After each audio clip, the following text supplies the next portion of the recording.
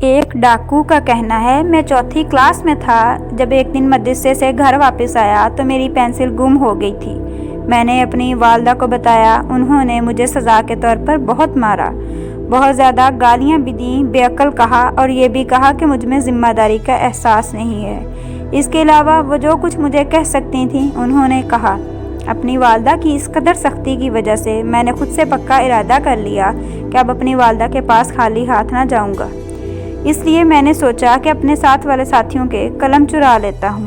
آنے والے دنوں میں نے منصوبہ بنایا اور ایک دو قلم چرانے پر اکتفا نہ کیا بلکہ اپنی کلاس کے تمام لوگوں کے قلم چرا لیے۔ شروع میں نے یہ کام ڈرتے ڈرتے کیا، پھر آہستہ آہستہ مجھے حوصلہ ملا، میرے دل میں ڈر کی کوئی جگہ نہ رہی۔ 1 ماہ گزرنے کے بعد مجھے اس کام میں لذت نہ محسوس ہو رہی تھی جو شروع میں تھی۔ پھر میں آہستہ آہستہ اپنی ساتھ والی کلاسز میں جانے کا ارادہ کیا اور ایک کلاس سے دوسری کلاس تک جاتے جاتے آخرکار میں پرنسپل کے کمرے تک چلا گیا۔ یہ سال میری زندگی کا عملی تجربہ لینے کا سال تھا۔ اس سال میں نے نظری اور عملی دونوں طرح سے چوری کرنا سیکھ لیا اور پھر اس کے بعد میں ایک پیشہ ور ڈاکو بن گیا جو کہ اس کی زندگی کا برا ترین باب تھا۔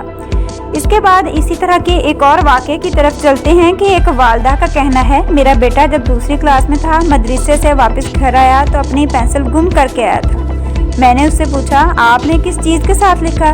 اس نے کہا، میں نے اپنے کلاس فیلو سے پینسل ادھار لی تھی۔ میں نے کہا، آپ کے کلاس فیلو نے کیا جب آپ کو پینسل لکھنے کے لیے دی تو آپ سے کوئی کھانے پینے کی چیز یا کوئی اور مال کی ڈیمانڈ کی تھی؟ اس نے کہا، نہیں، میرے کلاس فیلو نے کچھ ایسا نہیں مانگا۔ والدہ نے اس سے کہا، اے میرے پیارے بچے، اس نے بہت ساری نیکیوں کا سودا کیا، وہ آپ سے بہتر ہوا، تو آپ نے ایسی نیکیاں کیوں نہ کمائیں؟ اس نے کہا، میں کیسے نیکیاں کما سکتا ہوں، یہ کیسے ہوگا؟ والدہ نے کہا، عنقریب ہم آپ کے لیے 2 قلم خریدیں گے، ایک قلم سے آپ لکھیں گے، دوسرے کو ہم قلم الحسنات کا نام دیں گے، اور ہم ایسا کریں گے اگر کوئی اپنا قلم لانا بھول جائے کلاس میں سے تو وہ آپ سے لے کر لکھ لیا کرے گا۔ اس سوچ سے میرا بیٹا بہت خوش ہوا۔ اس پر عمل کرنے سے اس کی خوش بختی میں بہت زیادہ اضافہ ہوا۔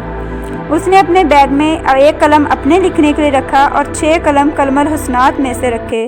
اس واقعے میں سب سے بڑی عجیب بات یہ کہ میرے بیٹے کو مدرسے جانا پسند نہیں تھا، وہ پڑھائی میں بھی کمزور تھا۔ جب اس سوچ کا اس پر تجربہ کیا گیا تو اسے مدرسے سے محبت ہو گئی۔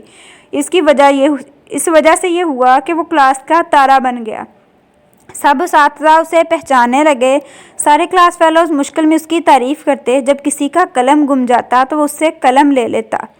اسی طرح جب کلاس میں کسی کے پاس قلم نہ نظر آتا تو ٹیچر کہتے کہ کہاں ہے احتیاطی قلم رکھنے والا لڑکا۔ نتیجے میں میرے بیٹے کو مدرسے سے محبت ہو گئی اور آہستہ آہستہ پڑھائی میں بھی اچھا ہو گیا۔ خوبصورت بات یہ کہ وہ آج اپنی تعلیم مکمل کر چکا ہے اور وہ شہر کا سب سے بڑے ویلفیئر کا انچارج ہے۔ بہت اعلیٰ سبق ہے ماؤں کے لیے۔ بچوں کو اچھی سوچ دینا نہ صرف ان کے دنیاوی اعمال اور کردار سنوارتا ہے بلکہ آخرت بھی، جبکہ منفی سوچ اس کے برعکس اس کے اعمال کے ساتھ ساتھ آخرت بھی لے ڈوبتی ہے۔ اسی لیے قوموں کے کردار اور اخلاق کو سنوارنے میں ماؤں کا بہت بڑا کردار ہے۔ نوعمری کا زمانہ کتنی اہمیت رکھتا ہے کہ زندگی کے بعد تجربات یا تو بچے کا رخ راہ راست کی طرف کر دیتے ہیں، دوسری صورت میں وہ گمراہی کے راستوں پر چل پڑتا ہے۔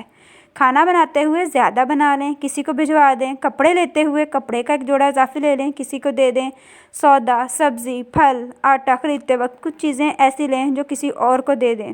باہر جاتے ہوئے کچھ پیسے کھلے رکھیں تاکہ کسی کو دے سکیں اور اپنے بچوں کی فیس کے ساتھ ایک اور فیس لگا لیں جو وہ پے نہ کر سکتا ہو۔ بعض دفعہ اپنا دل اداس بھی ہو تو دوسروں سے ملتے ہوئے مسکرا کر ملیں کہ مسکراہٹ جو ہے وہ کسی کے کام ہی آ جائے۔ اپنے آپ میں سادگی اپنائیں، اس میں بھی کسی کو کچھ نہ کچھ دینے کا نسخہ ہی کارگر ہے۔ جب کسی کو دینے کی فکر غالب آ جائے تو خود پہ لگانے کا شوق کم ہو جاتا ہے۔ جب ذوق بدلتا ہے تو عمل بدل جاتا ہے، جیسا ذوق ہو ویسی زندگی گزرتی